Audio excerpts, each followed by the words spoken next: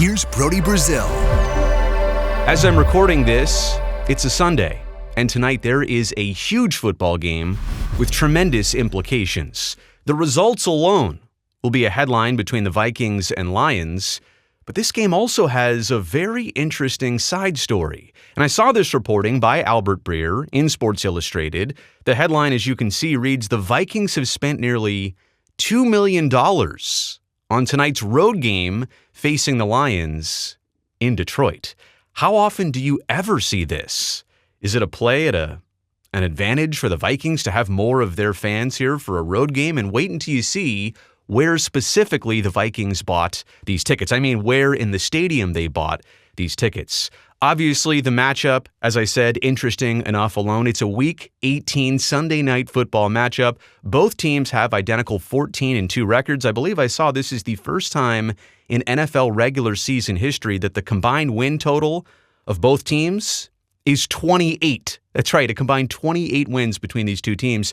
So the winner of this game takes the NFC North Division. The winner of this game takes the NFC's number 1 seed. It's not just to have 15 wins. It's not just to have bragging rights. It's not just to go into the playoffs strong.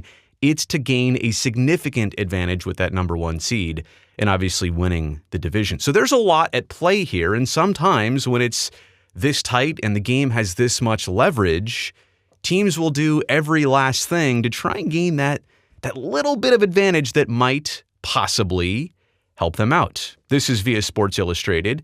In the days leading up to Sunday night's showdown against the Detroit Lions, the Vikings took the unusual measure of buying around 1,900 tickets for the road game on the secondary market.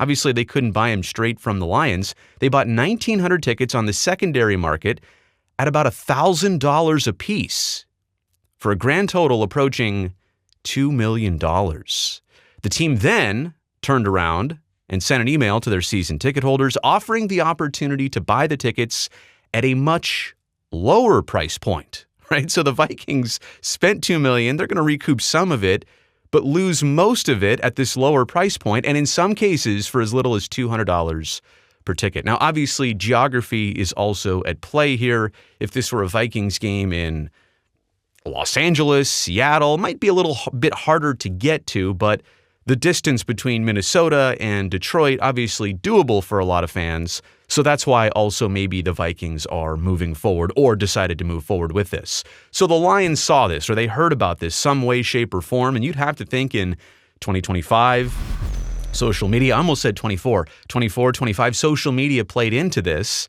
that somebody saw a fan do something and took a screenshot, and then somebody from the Lions saw it. It got passed up the chain. Well, the Lions ticket office noticed this suspicious activity of all these tickets being exchanged on the resale market and who was buying them.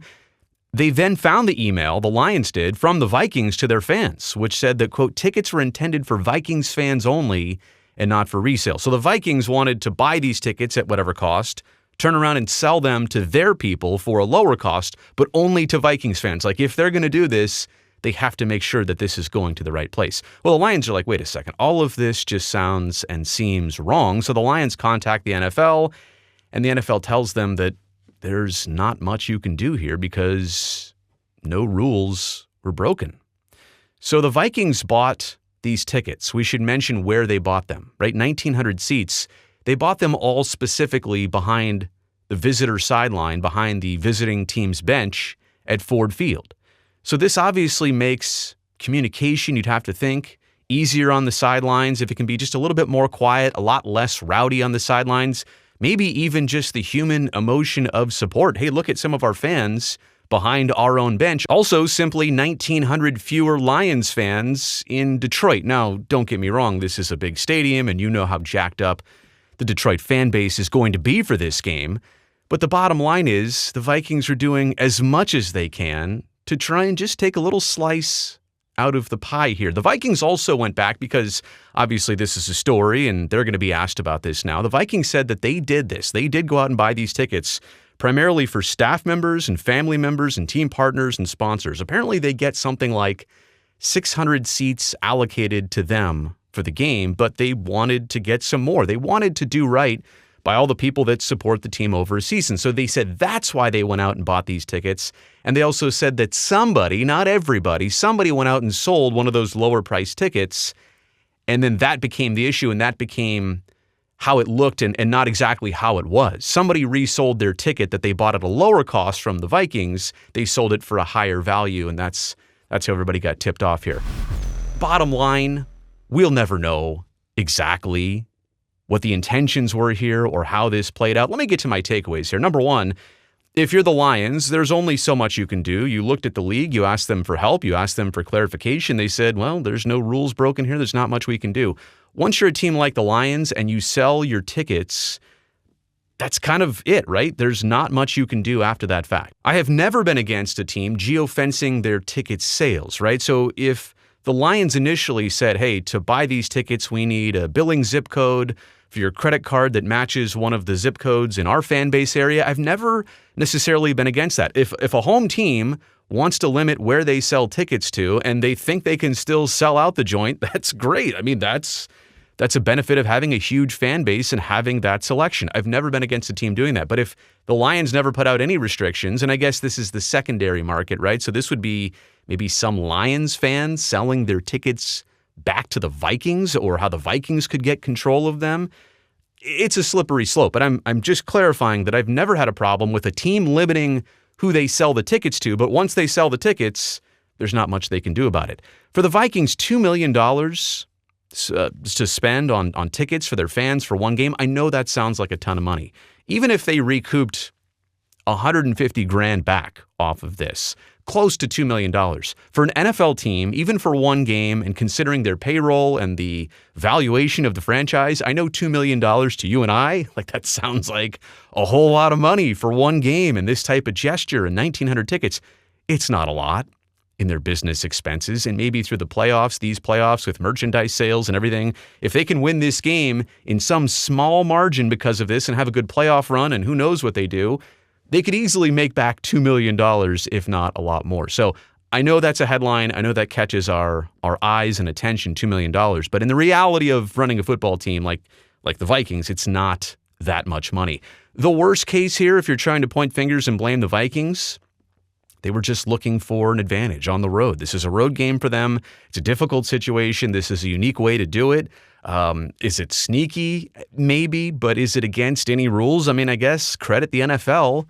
What are they supposed to do? The Vikings went out and paid for this and were strategic about this and spent their time and money on this, and it's not much more you can say.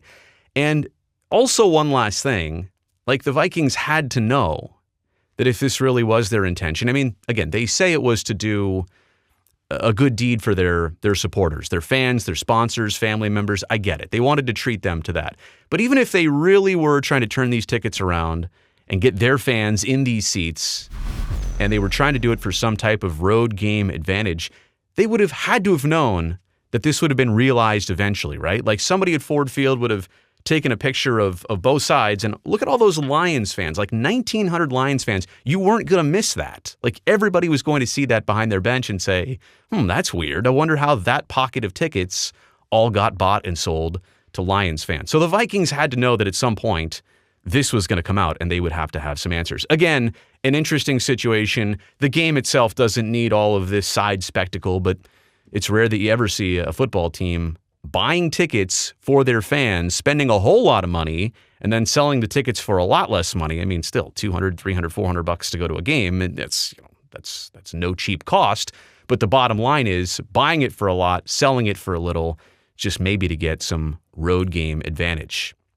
Let me know what you think about all this in the comment section below. Also, while you're down there, thumbs up on this video. Greatly helps me, this video, and this channel. And one more thing, go down there and make sure you hit that subscribe button. That way I can definitely see you back here next time.